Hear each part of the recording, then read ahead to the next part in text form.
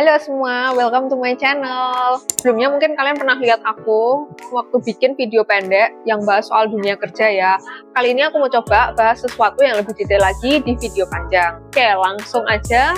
Topik yang aku mau bahas kali ini itu adalah cari ilmu dulu, baru cari uang. Kalian sering nggak sih dengar orang bilang itu? Bahkan aku juga sering sih dengar atau lihat ya, orang-orang komen itu di postingan video pendekku. Jadi kayak yang intinya, oh kalau kerja itu jangan cari duitnya dulu, tapi cari ilmunya dulu. Nah sebenarnya pendapat kayak gitu tuh salah nggak sih? Kalau pendapatku pribadi ya itu nggak sepenuhnya salah dan nggak sepenuhnya benar juga. Tergantung dari keadaan masing-masing orangnya. Tapi sebelumnya jangan lupa subscribe dulu ya. Bercanda ya guys. Jadi gini nih contoh kasusnya. Ada dua orang, sebut aja orang itu tuh namanya si A dan si B. Jadi si A dan si B ini berasal dari universitas yang sama, IPK-nya sama, kan dari jurusan yang sama, dan mereka itu sama-sama orang merantau gitu. Cuman yang membedakan dari kedua orang ini adalah keadaan ekonominya. Jadi si A itu memiliki keadaan ekonomi yang lebih baiklah daripada si B.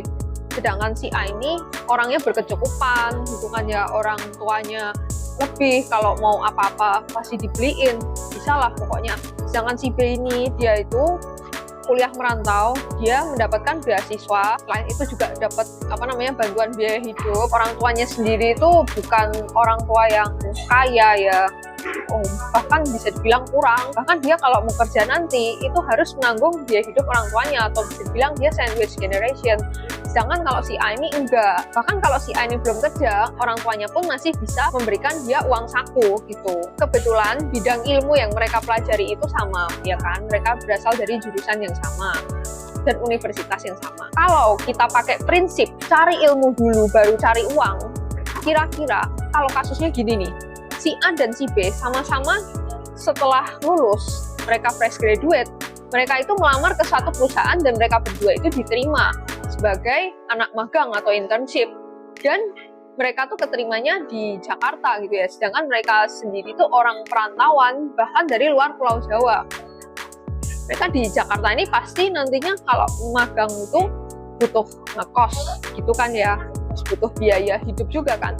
Tapi waktu magang itu mereka gajinya cuma 1 juta. Coba dengan prinsip tadi yang cari ilmu dulu baru cari uang, kira-kira dari antara mereka berdua siapa yang akan mengambil kesempatan magang itu? Tentu saja si A dong. Si B mana bisa? Si B kondisinya sedang sulit kayak gitu. Dia harus jadi tulang punggung keluarga ketika dia lulus. Orang dia kuliah aja masih dapat beasiswa, dapat bantuan biaya hidup, ya kan?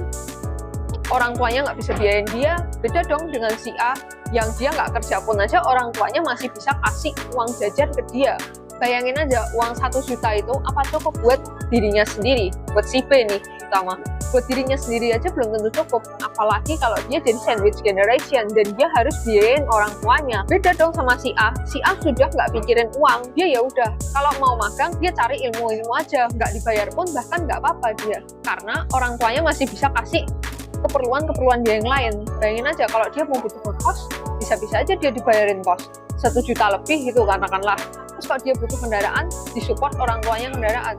Coba lihat si B, gimana nasib dia? Aku sering banget sih dengar perkataan ini tuh dari bos-bos ya, bos-bos yang udah gede gitu. Mereka ngomongnya gampang karena mereka punya uang, bukannya mereka bisa aja ngomong kayak, ya cari ilmu dulu baru cari uangnya belakangan. Ya kalau situasinya kayak si B itu, kalian masih bisa ngomong kayak gitu, kalian udah bos gede, udah punya banyak uang gitu kan. Jadi mereka tuh kayak nggak mikir sampai sejauh itu. Mereka nggak mikir kalau gimana kalau kondisi mereka tuh kayak si B. Nggak semua kasus itu bisa dikasih prinsip itu, dimana cari ilmu dulu baru cari uang. Terus apakah prinsip itu salah? Itu tergantung sebenarnya. Coba bayangin, kalau ada perusahaan yang ngomong seperti itu, mereka bisa berdalih bicara seperti itu tuh karena mereka tuh ingin menekan kos, pakai alasan ilmu untuk iniin orang ya. Jadi kayak kalian tuh baru lulus tuh, apakah kalian baru lulus dari universitas yang hanya belajar teori-teori aja? Kalian udah punya pengalaman terjun di lapangan sebanyak itu. Lulus teori, iya, tapi pengalaman prakteknya belum tentu. Apalagi di magang atau internship ini, nggak ada undang-undang yang mengatur batasan upah minimum untuk mereka, ya kan? Bahkan ada yang nggak dibayar pun tuh mau terima-terima aja gitu loh, saking karena nggak ada aturannya sama sekali. Bahkan kita nggak bisa menyalahkan perusahaan juga kalau sampai mereka itu ngasih upah yang benar-benar sangat nggak wajar gitu loh. Kalau seandainya orangnya yang mau magang itu mereka tinggal di satu kota yang sama dengan perusahaan, oke lah, mungkin masih nggak apa-apa, mereka hanya butuh biaya transport. Tapi kalau misalkan mereka dari luar kota, karena kesulitannya gini, nggak semua sektor usaha yang ada di Indonesia ini tersebar ke seluruh pulau gitu masalahnya. Kadang tuh ada yang cuman berada di kota-kota besar. Bayangin kalau anak-anak yang ada di kota kecil, tapi mereka pengen mencari ilmu, mereka kesulitan dong pasti. Misalkan perusahaan yang ada di bidang ilmu mereka itu hanya di kota-kota besar, kayak Jakarta, Surabaya gitu tuh. Bayangin anak-anak yang dari luar pulau itu gimana nasibnya? Mereka harus pasti harus ada kebutuhan khusus kan, untuk ngekos, untuk biaya makan lagi, untuk transportnya itu pasti lebih kan, mungkin biaya antar pulau juga kan, butuh naik pesawat gitu. Sedangkan jadi kayak seakan-akan kesempatan berkembang SDM itu tuh nggak merata gitu loh di seluruh Indonesia kan, jadi hanya orang di kota-kota besar aja yang bisa maju gitu loh. Karena yang di kota-kota kecil tapi terkendala biaya ini, itu kan jadi kayak tersendat gitu loh, gara-gara biaya. Kalau mereka yang dari luar pulau itu orang tuanya mampu sih nggak masalah. Kayak contohnya si A tadi, dia misalkan mau bener-bener cari ilmu, dia dibiayain ekstra sama orang tuanya pasti bisa-bisa aja. Coba bayangin kalau si B, dia ujung-ujungnya apa?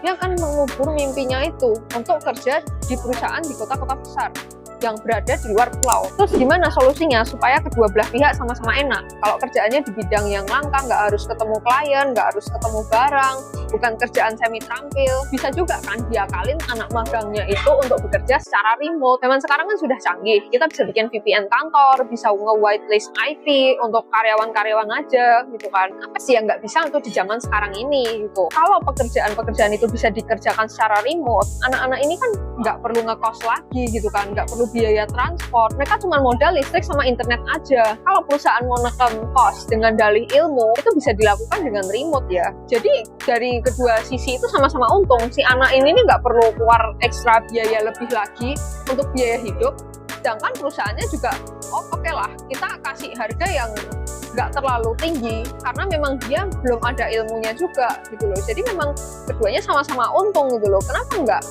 perusahaan mengusahakan itu? Tapi sekarang tuh banyak perusahaan itu tuh yang memaksa karyawannya harus WFO. Padahal kerjaannya tuh bener-bener hanya back office gitu tuh, nggak perlu ketemu orang, nggak butuh ketemu barang gitu loh. Tapi kayak semuanya dipaksain gitu. Kalau memang perusahaan itu kurang budget, ya udah nggak usah hire anak magang dong. Kalau gitu, kalau ngapain anak magang itu dikasihnya sejuta doang.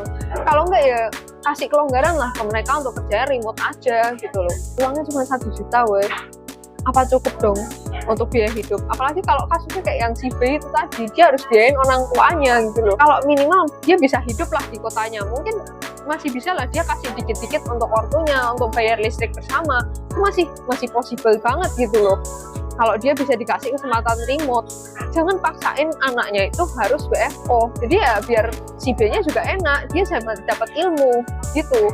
Tapi tanpa kalian harus buang kos yang terlalu besar. Kalau sistem kerja seperti ini terus, potensi SDM seperti si B itu lama-lama nggak akan berkembang di Indonesia ini. Ujung-ujungnya dia tuh akan kerja seadanya, cari kerjaan apa aja yang ada di kotanya, walaupun itu kerjaan bukan ada di bidang ilmu dia gitu loh. Pasti dia cari kerjaan yang lebih pasaran, lebih banyak lah dibutuhin gitu loh. Orangnya banyak, saingannya banyak, ujung-ujungnya apa? Gajinya nggak akan besar kalau kerjaan-kerjaan yang memang ilmunya tuh pasaran banget gitu loh. Karena kerjaan yang seperti itu, mohon maaf nih ya, itu memang lebih banyak tersebar di seluruh Indonesia, tapi ya memang saingannya juga lebih banyak gitu loh. Padahal orang-orang kayak si B ini sebenarnya ini bisa berkembang gitu kan. Tapi sayangnya, balik lagi, itu perusahaan-perusahaan yang ada di bidang ilmu tertentu itu hanya ada di kota-kota tertentu aja. Misalkan kota-kota besar, orang-orang seperti si B ini terkendala hanya masalah biaya. Dia mau dapat ilmu aja dibatasin sama perusahaan. Perusahaan nggak bisa kasih kompensasi yang cukup, tapi juga dia nggak bisa memberikan kelonggaran, misalkan remote. Misalkan ini juga PR sih untuk perusahaan atau pemerintah yang mungkin bisa juga memperbaiki kebijakan upah minimum untuk anak magang gitu ya, atau mungkin kalau misalkan memang belum bisa kan secara fee atau cost-nya mungkin terlalu besar atau terlalu berat buat perusahaan, kembali lagi perusahaan itu harus memberikan kebijakan